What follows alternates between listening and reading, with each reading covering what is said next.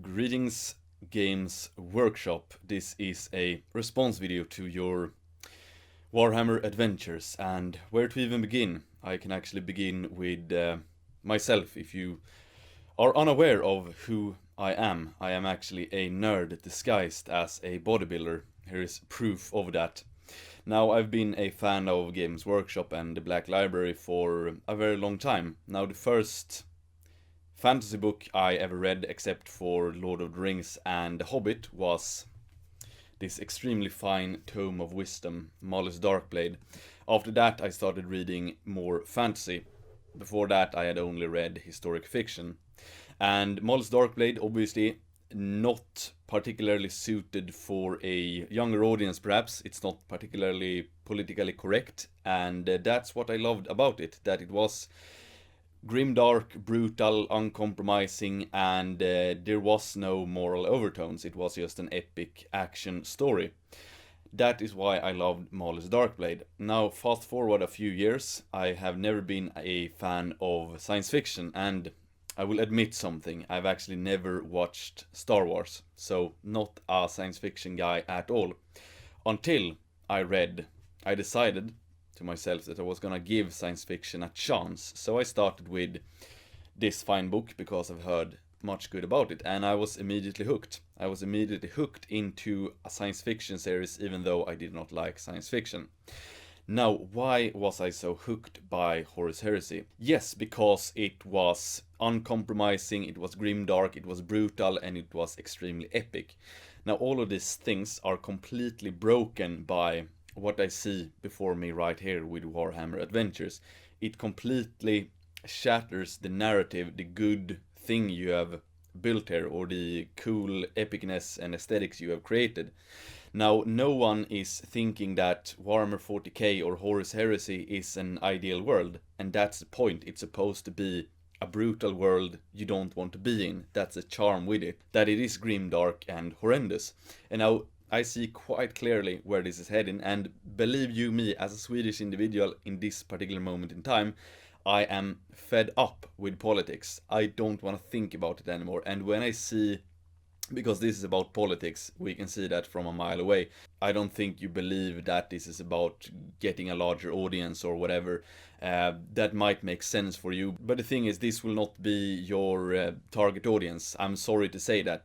So for me, what I see is, politics being incorporated in every single aspect of everything, and I am quite saddened to see that, and I don't want this to be the case. I don't want the Black Library to be political. I just want it to be cool stories, epic books. It doesn't have to be politics in any direction. And the Horus Heresy is not right wing. It's not left wing either. It should be nothing about that. It should just be a cool story. So please let it be that. Now, same thing with fantasy. Like, you have all the diversity you need. You don't need to make everything good versus bad and tone down the things that makes it interesting. The interesting thing with Warhammer Fantasy, even the old world, was that, there was a lot of different factions and vying for power. There wasn't this pure good or pure evil.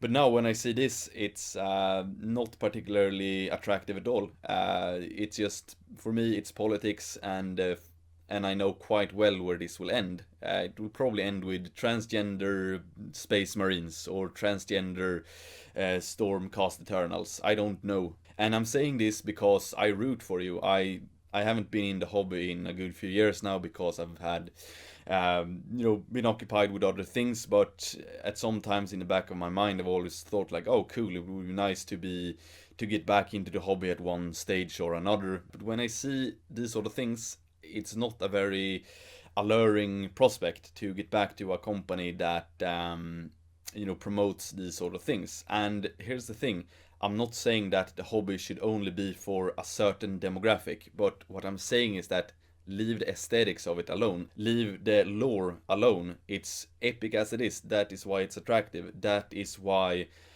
so many people like Horus Heresy. No one likes Horus Heresy because it is a bland, politically correct world.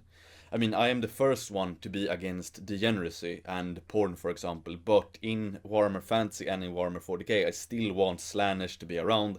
I still want there to be pleasure palaces that corrupts people, and I still want there to be this brutal and gruesome aspect of it. And the Imperium of Mankind in Warhammer 40k, it's about intolerance and it's about being extremely strict. It's not supposed to be a utopia. On the contrary, it's supposed to be a dystopia. So please don't try to make the Imperium into some sort of politically correct social justice warrior dream, because it isn't, and it isn't what is alluring with the whole lore. Anyway, so to conclude my rant, please just don't go down that road. You've seen what happened in Gamergate. People do not want this.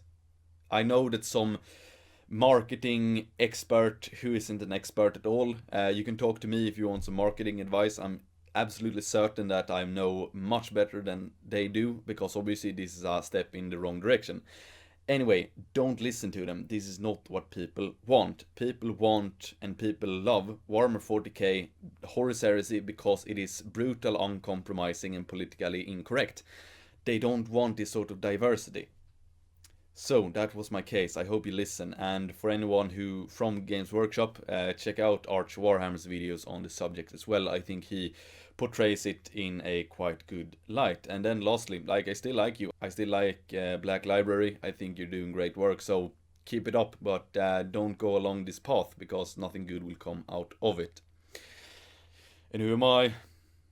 I'm Tyrion, champion of Ulthuan. XXO.